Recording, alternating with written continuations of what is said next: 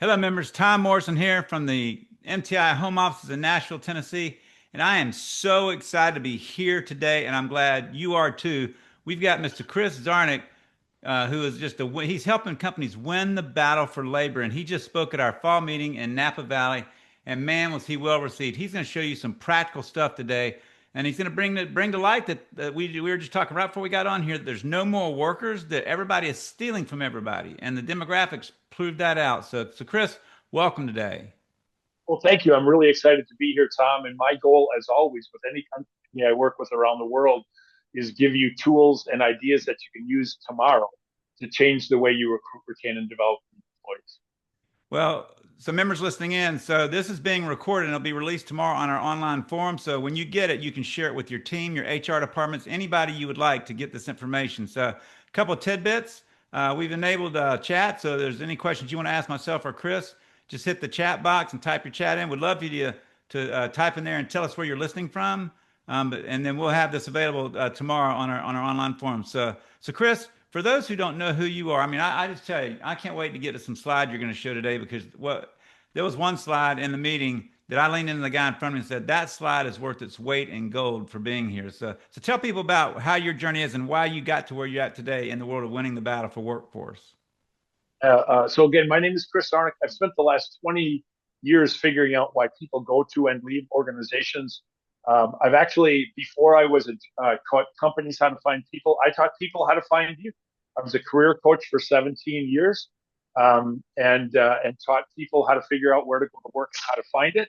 And then right before that, I was the career services manager for the largest technical college in the state of Wisconsin for a decade. And so what that means is if you're fishing for talent, I just spent 17 years with the fish. And what I'm trying to tell you is why they're not coming or why they're leaving you, why they haven't found your company or your industry. So I'm kind of the Lorax for the job seeker. I'm trying to tell you what they're thinking, what's going on in their mind, and what is the current state of play to recruit, retain, and develop their employees. So you said to stay. So what is the status of the workforce out there? I mean, I know we always have more jobs than there are people available, but what's in your opinion, what is the status of kind of the workforce that's out there right now? Yeah. So when I wrote the book, Winning the War for Talent, and by the way, if you think you have hiring hard, I wrote that book for the National Roofing Contractors Association. I had to make roofing, commercial and residential, sexy for some 2,700 different companies across America, and it works really well for them. And so I'm pretty sure that I can help you guys along the way as well.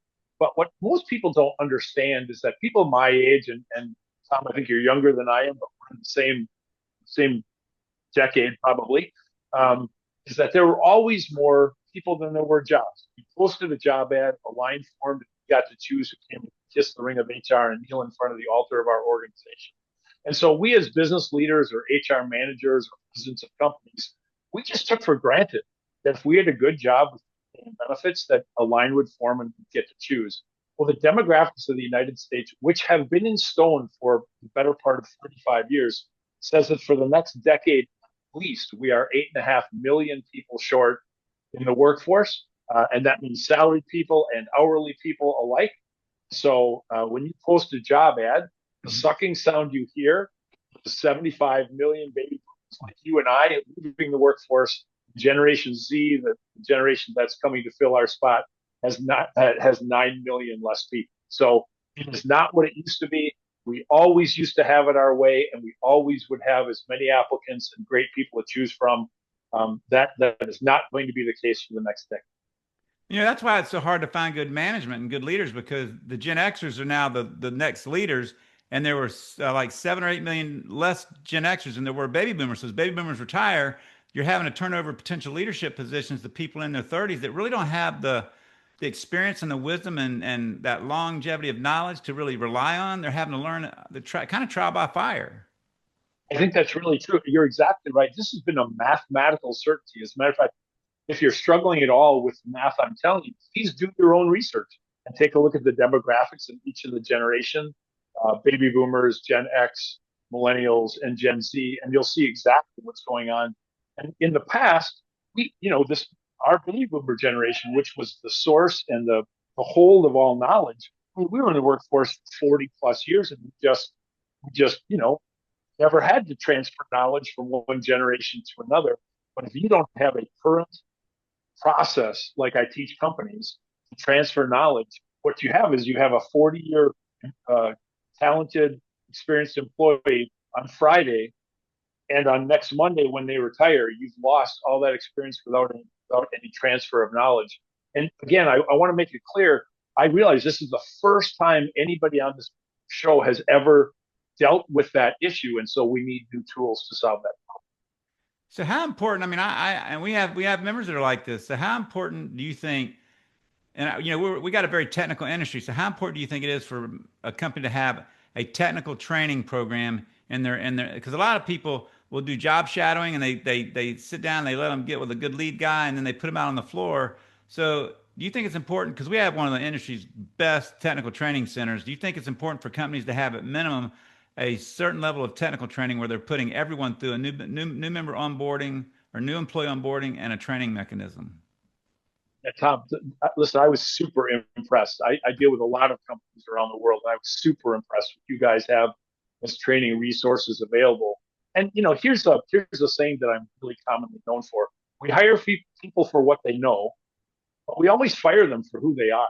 So think about that. You have virtually Right. never fired anybody in your life because they technically, physically, or mentally couldn't do the job. You fired them because they didn't get along with you, or they didn't show up to work, or because they made trouble, or whatever. So having the technical training, I'm much more, as I'm much more focused on hiring really good people who have a history of growth and dedication and responsibility in their life. We don't need a ton more technical experts in the industry. You're here, your whole generation's here, all of your training program is here. And so, if you're waiting to just steal somebody with expertise, it's going to be one industry stealing from another in this circle. And so having this training program is remarkably important, and more important than it's ever. When you think about what we just talked about, how there's lack of management talent right now because of just the way birth rates have gone. Think about that though. If you got a lack of leadership, that means you got more employees that you're managing, and they can't get around to everybody. So and sometimes people need micromanagement to get the job done. So if your employees are well trained, you're teaching them to think on their own, diagnose on their own, have more confidence. And big thing is minimum error rates, getting the job done right the first time because they know what to do as opposed to waiting for the manager to handle any big questions they have. So I think that's how I always approach training. Is that training is not about just giving people knowledge, it's making them a technical heat treater so they can think for themselves. So management doesn't have to be hovering over them all the time. Right. And you have all the technical training in the world for all the heat treating information. What I want people to focus on is people who've been trained in things like analytical problem solving, and root cause Right. analysis, and conflict resolution, and active listening, and all those kind of people things. It's very likely people in your organization with all the training that you have aren't gonna fail technically. They're going to fail in the other areas, fitting into your culture, working with people, transferring knowledge. And so those traits you can look for on the way in the book. So we're going to teach them our way of doing everything anyway, right? Like we're going to teach them when you bring them Right. in, no matter what company they came from, we're going to teach them our way of doing everything anyway. So who they are on the way in the door is I get it. Some jobs need experience. I often joke that if you're going to do open heart surgery on me, you have to be a doctor first. I don't care how willing to learn you are. But in this particular case, right, most of the jobs that you're hiring for are going to be to the entry to the mid level, and you only need a few people who are managers and supervisors. And the managers and supervisor skills are not going to be technical; they're going to be people. Right. So what are let's dig in a little bit more to the attraction challenge that a lot of members a lot of any industry's having. What are the big misconceptions you think business owners have about today's worker? Yeah. So first of all, when people say to me, nobody wants to work, I want you to know that that's the first conversation I have with every company that brings me in as a consultant.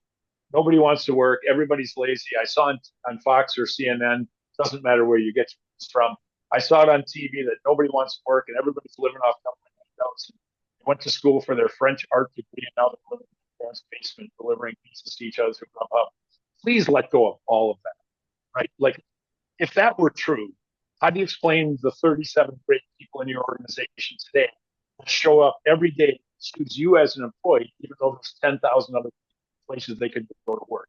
So what happens is people start blaming the job seekers when all the tools that they used to use to recruit people in don't work anymore and they don't have the tools left. So that's why I need to give them tools. So again, like you and I were talking about just beforehand, if your salesperson was blaming customers for not buying, they wouldn't be your sales manager very long.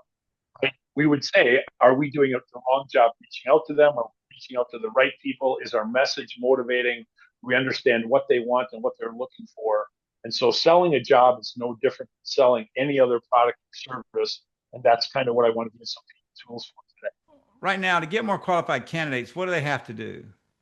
Yeah. So remember that in the past, you didn't have to be good at this because there were more people than there were jobs. You simply posted a job ad that looked like everybody else's, and then a line formed and you got to choose. So the first step for everyone in here, for them to understand what's going on, is go look for your job ad and go compare your job ad with all the other job ads that are competing for the attention of the exact same person. And the first thing you'll see is that all the job ads look the same. And so they all look the same because that's how we were all taught to write that job ad. I think I have a tool that will be helpful here for you, but you have to ask yourself a couple of questions, and you can do that by interviewing your own best employees. If you interview everybody that you've hired in the last 3 years that were successful hires, these two questions, right? So what job or industry did you leave to come to us? And number two, what changed in your life personally and or professionally that caused you to leave your last job and start a job search that eventually brought you to us? You don't have to guess what the job seeker is looking for. You can literally, all the answers to why somebody is on Indeed looking for a new job is in the minds of the people you've successfully hired in the last 3 years. We've just never asked them. We do voice of the customer all the time for our products and services, but how about the voice of the applicant or the voice of the new hire? And remember, nobody's on Indeed as a hobby.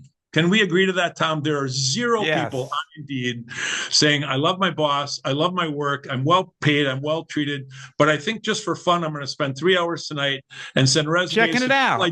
Yeah, right. Nobody is doing that.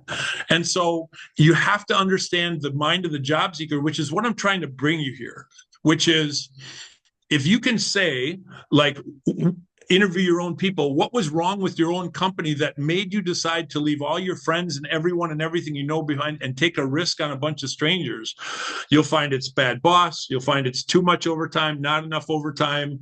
You'll find that it's the wrong schedule, that it's commute, or something changed in their life. They got married, they got divorced, they had a baby. There's always an event that happens in someone's life, personally and professionally, that causes that. So go interview everyone you've hired in the last 3 years and ask them what those events were. And then we can build it into the job ad. Well, I said it early on when we first got online. You put a slide on the screen that I know you're prepared to share right now that helps them build the ad that will attract. And when you were going through it, I was like, this is worth every penny to be here at this meeting. So how do they create that ad? Let's get into that.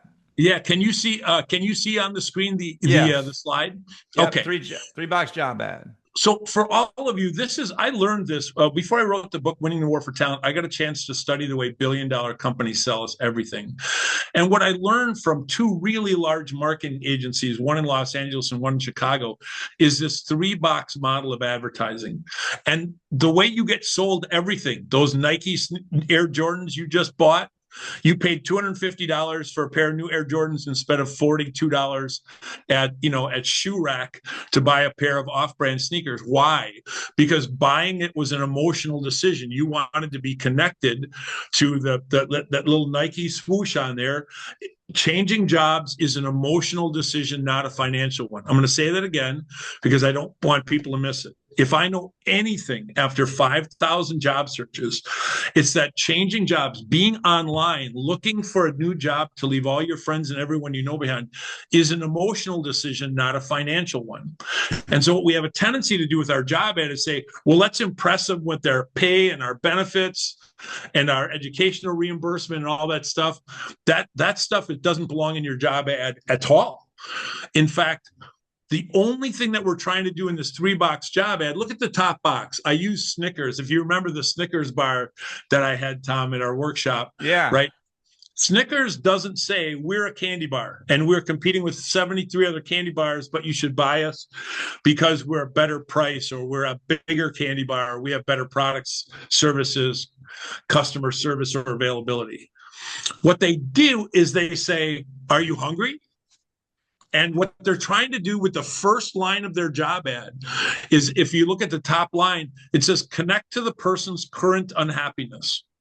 So in other words, in order to set your job ad out apart from all the other job ads that right now look exactly like yours, and by the way, if all the job ads look the same, you can't really be upset with my job seekers for going to one that pays the most if it's the only variable you gave them. The first line should connect to the person's unhappiness. Let me give you an example. We know through surveying, and you get all this information just by surveying all the people you've successfully hired in the last 3 years. And you ask them, why did you leave your last job? What was wrong? We know that 38% of everybody in America leaves their job because of a negative interaction with their direct manager or supervisor. Let's call that bad boss. Tom, my guess is you've had a bad boss in your life. Yeah, and at some point, unfortunately, we all have. And at some point, you tried to work it out with your manager, but when it was clear it wasn't going to work, one day you came home and you said, that's it. I don't know where I'm going, but I'm not staying here. I can't work for him or her one more day. And then you went online and you went to look for a new job. Well, if we know that that's true for 38% of everybody in America, the most popular job ad I write across the world starts with the phrase, fire your horrible boss. It doesn't say engineer. It doesn't say full-time. It doesn't say manufacturing. It says fire your horrible boss. The first line should never have the name of the job in it. It should connect to the reason that somebody was unhappy enough to be online tonight, deciding to leave everyone and everything they know behind and bet on a bunch of strangers. So that's the first line. The second box, what's really important about this is the second box should not describe the job. It should describe the person that we hope applies. Let me explain that to you. Most of the time, the middle part of your job ad has in duties, tasks, responsibility, authority level, and deliverables of the job, which first of all makes it look like every other job ad and impossible for people to see. Remember, people don't know where they belong. One of the first premises I try and teach everybody that I work with as a consultant is start with the premise that nobody that you're trying to influence to come to work for you knows where they belong. They have no idea how to choose between the other 10,000 places that could go to work. So what we want to do is show themselves, let them see themselves in the ad. So, for example, let's start with entry-level people, right? If you want people to leave their job, they don't know that heat treating exists, they've never heard of it, and they have no idea mostly whether they fit or whether the work that you're going to ask them to do is a good fit for them. So we would survey all the people we've hired in entry-level jobs in the last 3 years and ask them, what jobs did you leave to come to us? What kind of industries did you leave to come to us? And so we would take that list, and the first thing we'd say is, for our job, no experience preferred, right? Not we will train you, not no experience required, but no experience preferred. Only if that's true, of course, right? Higher level jobs, you'd never use that. The second thing is changing lanes. Changing lanes shows them the industries that people left to find their successful career in heat treating. So we would say our last 3 great entry-level hires in heat treating came from a bank, came from a farm, and came from military service, or whatever you find out from your own people when you survey them. And what you're showing to people is that we would you don't need it. Not only don't you need any experience, we would love for you to leave your industry and come to ours. And why do we have to do that? Because for 40 years, our job ad said, if you don't have 4 years of experience and 3 years of education in our industry, don't even bother applying. And so Changing Lanes says we need to show them that if you're not in this industry already, we have tons of people who have left their industry and come to ours, and you can make that transition too. And then the third thing for more entry level or hands-on kind of people is hobbies. And I can't stress this one enough, Tom.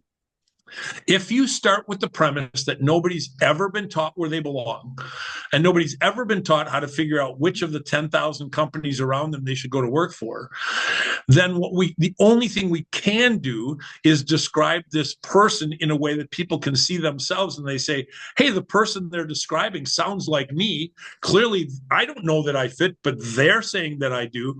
I better go talk to them. And that we do with hobbies. One of the things I know for sure is that the job that people do is not who people are, but your hobbies are. All right. Your hobbies are exactly who you are. Your hobbies are what you do when it calms you. Your hobbies you do, nobody has to convince you to do it. It's not work for you to do it. And by the way, tell me the people that you do your hobbies with don't remind you a lot of you. So if we can find the hobbies of our best people in any job that we're trying to recruit for, we can say, if you love hunting, fishing, camping, and competitive pickup basketball, you'll love this job. Come ask us how we know. We've done two things. We've shown the person themselves in the job ad. You may not know you fit, but we're telling you that you do. And number two, you're creating a question that they can only answer by interacting with you in some way. If you love these hobbies, you'll love this job. Come ask us how we know. Well, see, Tom, the only way that job seeker can figure out how you know that they'll fit is by contacting you, sending you a resume, calling you on the phone, or walking in your front door. So start with the premise that nobody knows where they fit, and your job is to say, if you look and sound like the person we've just described, you'll love it here. Come find out more. And then the last one, if you look at the third box is a promise. The third box says, if you're unhappy for the reason that we've described in box number 1, and you look like the person we described in box number 2, we promise your life will get easier or better in this way. So in many cases, that third box mine's two of my favorites. Number 1 is, you know you were meant for more.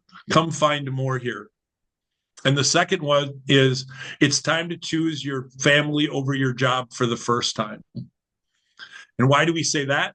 Because many, many job changes start with an argument between the job seeker and the spouse, where the job is making them choose between the job and their family. Right. And the spouse wants more time. When I hear all that, I think if someone wants to double the size of their potential pool, they add pickleball to the list of hobbies. So what's really fascinating about this is you take on anybody, if that's true, if you want somebody who's a little bit competitive, right?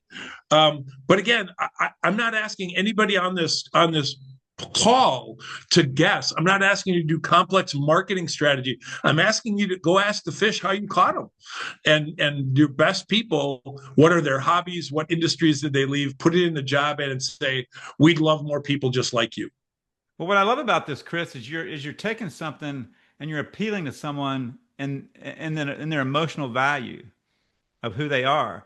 And Robert, I always say his name wrong, but it's Robert Hershak, who is the guy on the far right of Shark Tank. He's big in cybersecurity, and there's a great video where he says, "Good salespeople sell features. Great salespeople sell outcomes. Phenomenal salespeople sell feelings." And what you're doing is you're selling the feeling. I can tell you, I got a chance to study Nike and McDonald's and Princess Cruise Lines, Walmart, Mars Candies, Toyota. And I learned, with the one lesson I learned from all of them, is that buying anything is an emotional decision, not a financial one. Right. And so start that. And people already know, you've already tried throwing all your benefits and pay out there, and you're not getting the results you want. Probably time to try something different. So when you're looking around in the mix of where to find people, where's kind of the untapped sources for people to find talent with these Yeah, ads so and there's stuff? a couple of things. There's a couple of ideas that are really kind of straightforward and easy ideas.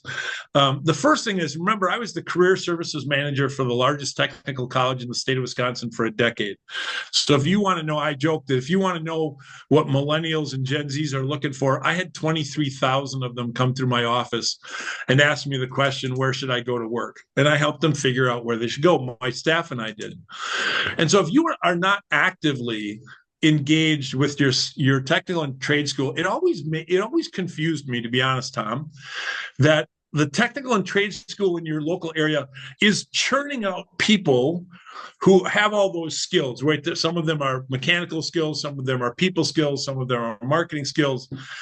For example, my technical college had 99 different programs, and you can literally walk in the front door and go talk to the career services area and say, hey, listen, my company does heat treating. We'd like to talk to people who are currently in the welding program or are currently in the manufacturing engineering program or one of a dozen different programs. And I'm not suggesting you should go to their job fair. Like, if you're doing that, that's fine. But what I learned is that what you really want to do is you really want to be putting on a lunch and learn in the hallway, Right. where those students are taking their classes, buy them pizza, right? What do we know about poor college students? You remember this, Tom? If you feed them, they will come. Right. And then you can be in front of those people. So there's a dozen ways that I teach people to interact with technical and trade schools. And the other thing is, remember, nobody, like there are zero people in retail who want to be there. There are roughly zero people in fast food because they want to be there, right? So I want you to realize that just because a person, we often will say, well, that person's currently working at Target, so they wouldn't be a good job in manufacturing. They're not at Target because they want to be at Target. They're at Target because they sent out 25 resumes. They got 4 responses. They got 3 first interviews, 1 second interview, and 1 job offer to that part-time job at Target. What the indicator that they'd be good for your heat treating place is take a look at their side gigs. So the same way I'm talking about hobbies, I want you to look at people's side hustles, right?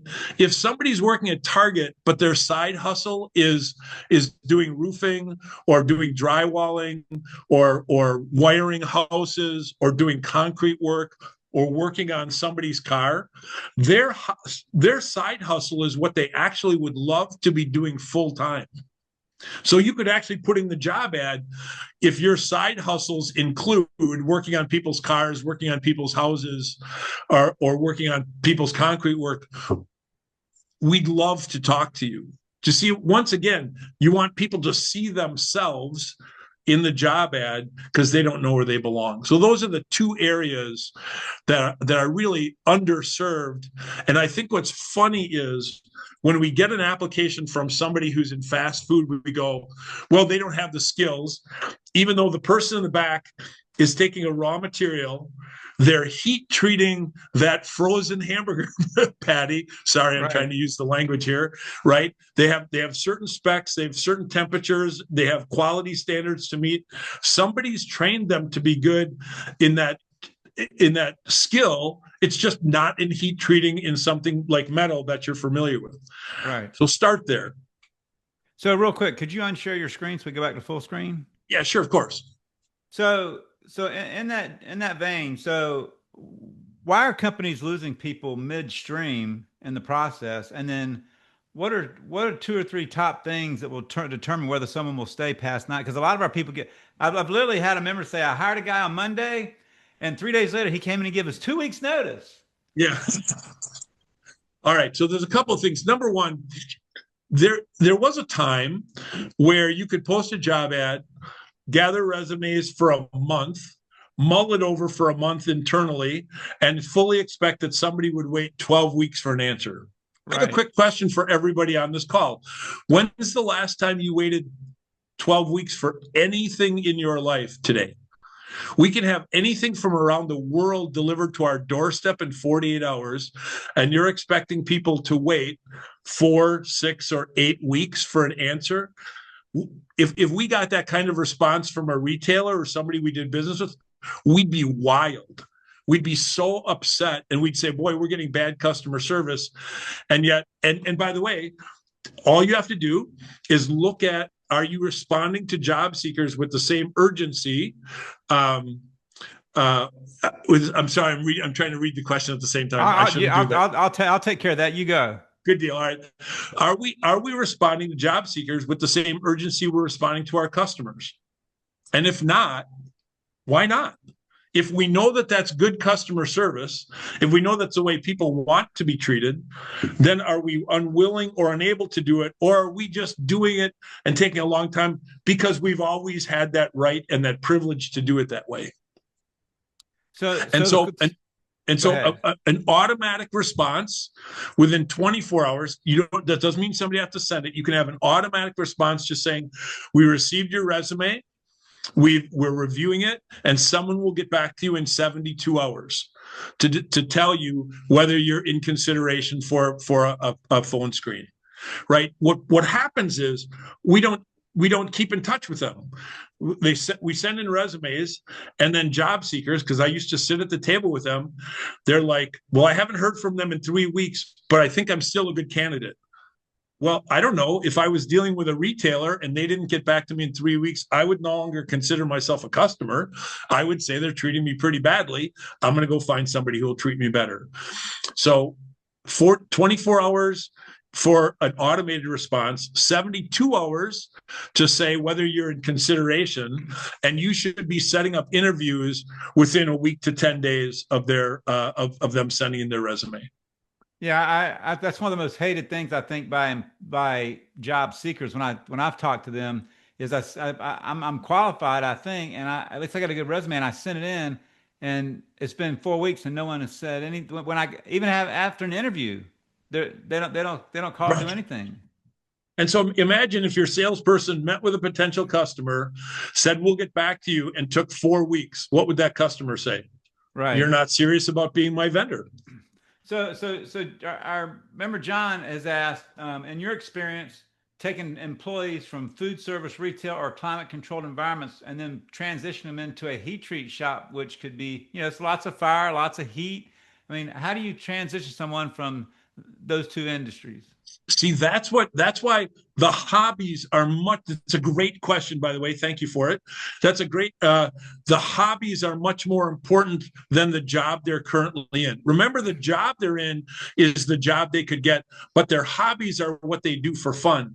So you can't tell me that people don't want to work out in the elements. I'm from Wisconsin, and people for free sit on the ice and ice fish when it's 10 below zero. You can't tell me that people don't want to be outdoors when they'll sit in a deer stand for 4 days straight without taking a shower just to get a shot, because it's their hobby and what they like. And so if you find people who are currently doing side hustles and side gigs out in outdoor and extreme environments. So here's a simple example.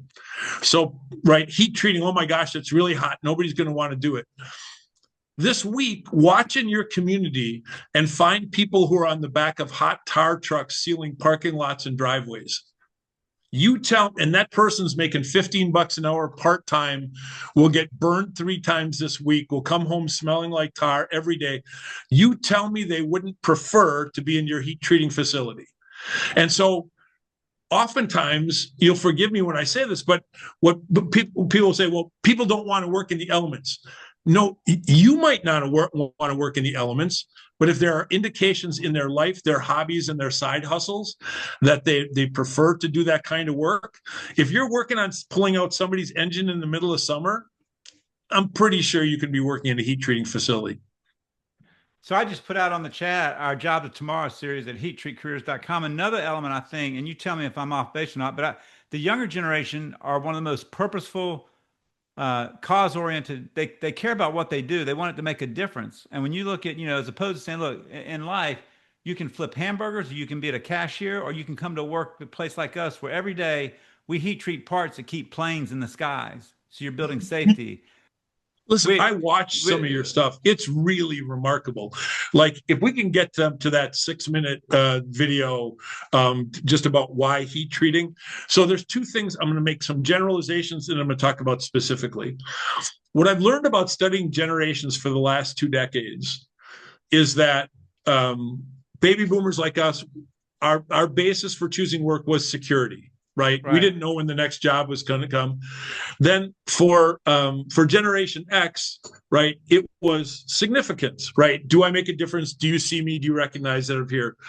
Millennials, it was all about freedom, not necessarily freedom, physical freedom, but freedom to solve problems proactively using access to Google, and to the first generation that didn't know a world without Google.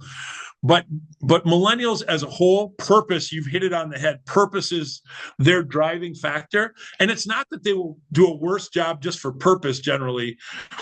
But if 2 jobs are roughly equal, and if you think about the number of jobs out there that roughly pay the same, have the same working environments, the same expectations, there's lots of them out there. So purpose is the most driving thing for this generation.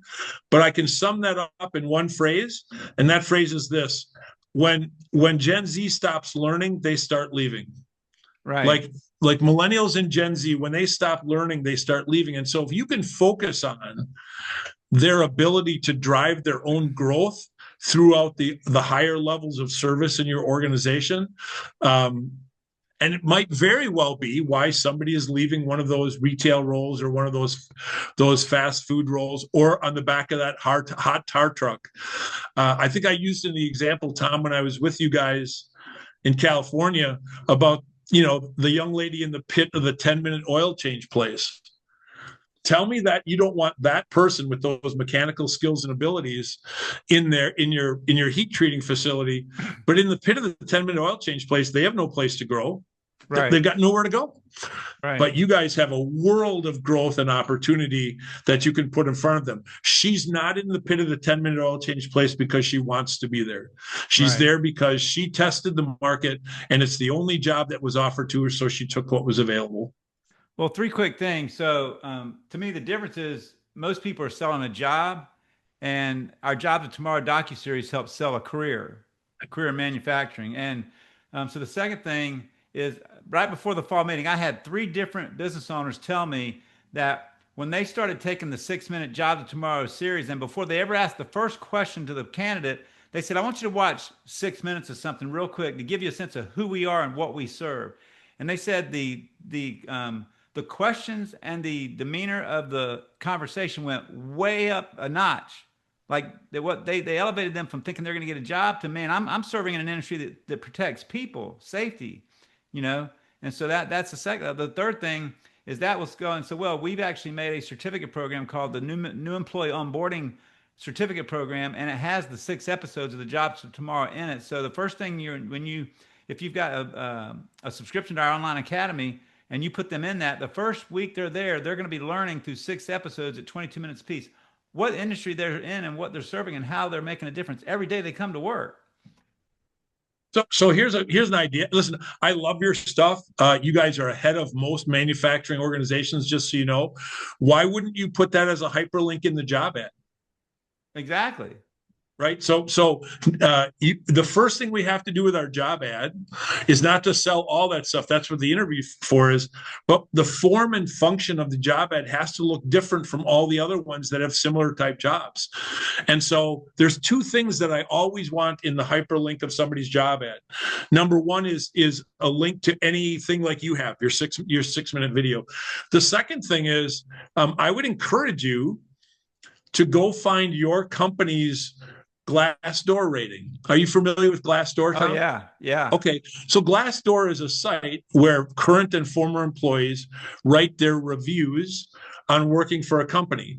Well, you're asking a complete stranger to apply to leave all their friends and everyone they know behind to come to work with a bunch of strangers on your promise that it's a good place to work.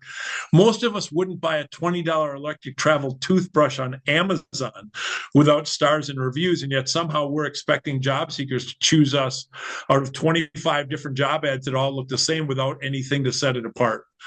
And so what I'd encourage everybody on here to do is to go find your Glassdoor rating. If it's not 3.8 or higher, go ask your people who love working with you to write you great reviews and get it to 3.8 or 3.9 or higher. And then once you get it to a place you're really proud of, then place that as a hyperlink. Don't ask us if we're a great place to work. Ask our people, and then the hyperlink to your Glassdoor rating. Those two things could easily set your job ads, apart from everybody else in the category. But now you're seeing, Tom, I'm leaning into and agreeing with you entirely here. That's why I want you to think about what we put in the job ad. You knew you were meant for more. Come find more here, and then the hyperlink to your 6-minute video is right after that.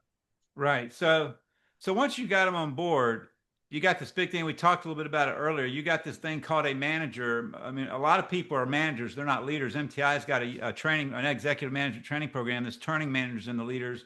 But what would you say are the 2 to 3 core things that every person that's in charge of 2 or more people must have if they're going to retain their people? Right. So number one is, if your managers or supervisors, what normally happens, especially in manufacturing, is we take our technically best people, and as a reward for being technically great, we put them in charge of managing people, which we've never spent 1 minute training them on. And then somehow we're shocked when they're bad at it. That's not a technical skill. Not really. So if you have people in that category, the first thing you have to realize is, wait, we did this. We took a technical person and rewarded them with a new job that we've never trained them for. But now you have all these classes. Like if the people on this, I think that somehow management training is difficult or complex or expensive, just go look on edX or LinkedIn Learning, or any of Coursera, all of those learning platforms. There's all kind of learning training on there, $29 to $129. Hundreds of them are free. Active listening, conflict resolution, win-win bargaining. There's even for entry-level managers, the kind of things that they want to do or want to have them do. And so the first thing you want to do is identify a person who is struggling as a manager, because we never gave them the tools. Then look online at those 5 or 6 resources that I just gave you and find classes taught by world-class people in that area, and then have them take those classes and then report back what they learned to whoever they report to, and have them use it on a regular basis. And then I will also say that those people, the first line of contact for new employees should never be just their supervisor. We should have a mentor of somebody who is a employee who's done well, right? 18 to 36 months. They've been really good. We could see them someday as a higher level service in our organization. Create a mentor level inside your organization. They're still doing their work. We're not taking them off their role, but as an opportunity to learn and grow how to manage people, we attach a mentor to the brand new employee. And then we ask them to lead them through a series of 20 questions, right? What do I do if my paycheck's wrong? What's an MSDS sheet, or an SDS sheet, I guess we just call it now. And then we lead them through answering those questions by interviewing people in the organization. The mentor leads the new employee through answering a series of 20 questions about what it's like for you to work at our company by being introduced to multiple people. The reason people leave you shortly, 2 reasons. Number one, we hired somebody who should have never been in the first place. The number one cause of retention issues is poor hiring. But number 2, people leave a place where they're not connected to everybody. It's easy to leave a company, but it's really hard to leave people. Right. And so if we're not working hard to connect that person to multiple points of contact and support, remember, this person just left everyone and everything they know behind and is standing in a room full of strangers. We can't be really surprised if we don't work to connect them to people, that they'll just go find one of the other 500 jobs that are available for them. Well, 2 resources. You mentioned a couple of non-MTI things, but 2 things MTI has is in their MTI Online Academy. We have a 12-module set of leadership training by Dr. Rick Marks. That's amazing. Who teaches our second session of Yes, which everybody always says they love the military guys that teach, but they say their favorite session is the one when they have Dr. Marks on emotional intelligence, because they're learning more about who they are in here and why all this stuff in here is getting in the way of me leading, and they empty that bucket. And so the second one is about 3 months ago. I got tired of hearing people saying, man, I can't wait to get to the YES program so I can see Dr. Marks. I hear all about him. So we created every first Monday, listen to this, members, every first Monday is maximizing your leadership superpower. And we interview Dr. Marks on a different topic every first Monday at 2:30 for an hour. And we got one coming up this first Monday in November. And right on our app right here, you go to our mobile, you can get on the computer or the mobile app. You can go to MTI Connect and click leadership webcast, boom. And his things are coming up every single month. So we're trying to get his message out to everybody, taking the message to the street so our members can get better leaders like that. So we're trying to teach them. That's an amazing resource, and I will tell you a resource that most industries have not developed yet. So once again, I will tell you that you are ahead of the game. And for the people who are on this podcast, every problem that you're experiencing in your heat treating facility is not new. Like there's nothing new in the world out there, right? How to deal with people, how to deal with process, how to deal with mechanical issues. You guys have done a really good job encapsulating best practices and benchmarks out there. The question really is, have you looked yet, or is it just easier? When, I joke all the time, if you went fishing and you didn't catch any fish, would you blame the fish, right? If you have a problem and you haven't called Tom and asked what resources do we have around this, then chances are we as an owner haven't held ourselves accountable yet, and there's lots of resources just waiting for us. So let's talk a little bit before we end the future. So how is AI playing a role? How is technology playing a role in hiring, retaining, and get workforce in the future? Yeah, so you've actually asked two different questions, so I'm gonna go to both of them. The first question is, what is AI going to mean for the workforce? Now, I want you to remember when I studied all these billion-dollar companies, I also studied news and news organizations. And what I learned is that the news that gets us all excited on our phone or on TV, right? Amazon lays off 10,000, an IT company lays off 5,000. That's designed to get you excited or upset enough to stay on your phone or on that app from one commercial to another. News is about selling laundry detergent. And so what I tell people is, don't pay attention to what's on your phone or your TV. Pay attention to what's going on in front of you in your own facility. And if you're afraid, nobody wants to work, and that's what I saw on TV, well, then go look out on your floor. And if you've got 9 great employees between 19 and 27-year-old, well, then that doesn't apply to you. That's not true for you. The truth for you is young people really do want to work, and they really do want to find this industry. So it's kind of what people think they know and they get from their phone that they overreact to without evaluating what's going on in their actual company. The second thing I will tell you is that we have seen this movie before and we know how it ends. I am old enough to know, like in the 70s, all these technological changes, right? Machines came into manufacturing and the newspapers screamed, all the manual labor jobs were going to go away. Right. Until they didn't. And then computers came out and all the accounting jobs were going to go away until they didn't. And then the internet came out and all the sales and marketing jobs were going to go away until they didn't. And so what does it mean for your industry? It means that in a very select area, some sales and marketing roles will be affected. Very few jobs will actually get eliminated. So you could probably survey everybody in this whole association and ask them how many jobs, now that AI has been out for approximately 30 months in full force, how many jobs has it eliminated in anybody's organization? My guess is the number will be close to 0. It will affect other industries tremendously. Law, sales, marketing, medical care will have tremendous impact on it, but it's not going to eliminate a lot of jobs in the metal treating industry. It will, however, affect the way people apply to jobs and you screen jobs.